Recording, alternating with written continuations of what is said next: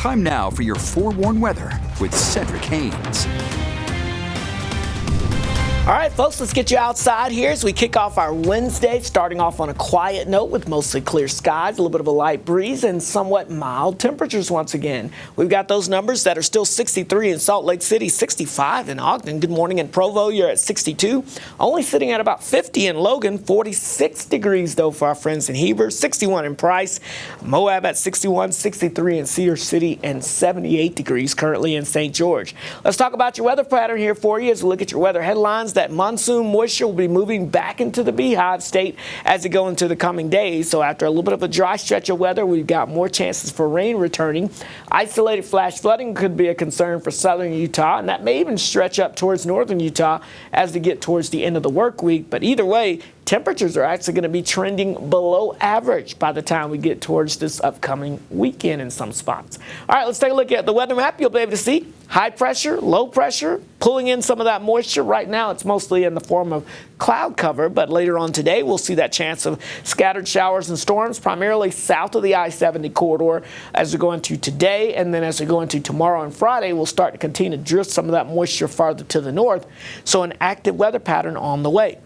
Speaking of those rain chances, we do have that isolated chance of some flash flooding showing up this afternoon. Again, primarily this afternoon for southwestern portions of the state. We're talking Cedar City, Springdale, over towards St. George and the Enterprise area. That's where we're going to see some of those heavier downpours this afternoon leading into this evening, and that could lead to that isolated flash flooding. But notice by the end of the week, by Friday, we start to shift that area farther north, even up towards the I-80 corridor. Again, we're only talking a marginal risk, so we're at a 5% chance of some flash flooding in your neighborhood, but still, just got to keep in mind that the potential of some of those heavy downpours will likely be on the increase.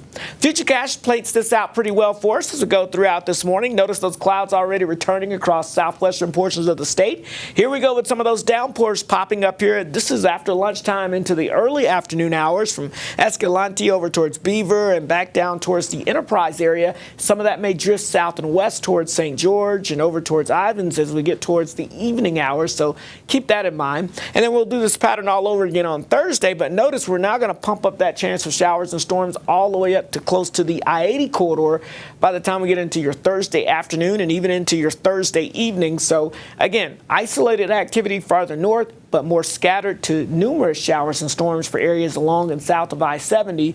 And again, we expect this pattern to continue into your Friday as well, with that moisture kind of hanging around across the area. In between the increasing chances of showers and storms, we know today we're still going to be dealing with that western heat as we've got this ridge of high pressure that continues to expand into western Canada, and that means temperatures will be above average again for us today. Speaking of today, the Wasatch Front, we'll call it low to mid 90s out there. Again, we'll call it mostly sunny to partly sunny skies. It'll be hot. Temperatures again should be averaging into the mid 80s for highs this time of the year. We're going to be into the low to mid 90s for highs. So yeah, about 5 to 10 degrees above average for us. Meanwhile, as you look towards southern Utah, that's a different story. You know, no triple digits today with some extra clouds and those afternoon and evening showers and storms. We're talking high temperatures only expected into the mid-90s. So definitely a little cooler there. And I think the cooler trend will continue across southern Utah as we go into the days ahead as we increase that chance of showers and storms.